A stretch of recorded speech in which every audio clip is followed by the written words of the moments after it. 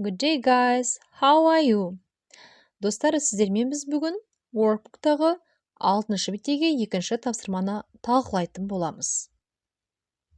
Берілген тапсырмада Look at the picture again, complete the questions, answer them деп жазылып тұр, иә? Яғни, суретке қайтадан қараңыз, сұрақтарды толықтырыңыз және оларға жауап беріңіз делінген.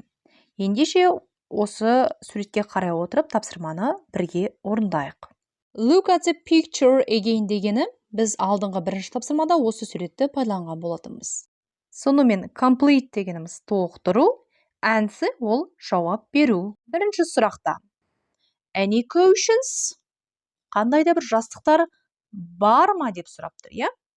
Енді сұраулы сөйлемді туындату үшін are-ны there-дің алдына қоямыз. Are there any questions? Қандай да бір жастықтар бар ма? Енді бұған қысқа жауап. Yes, there are. Я, бар.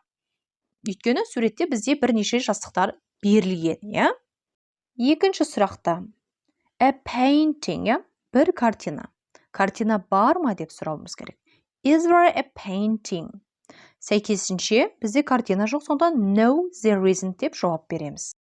Үшінші сұрақта a fridge деп берілген. Яғни тоңазытқыш бар ма деп сұрауымыз керек, иә? Жекеше түрде тұрғандықтан is there a fridge? Тоңазытқыш бар ма?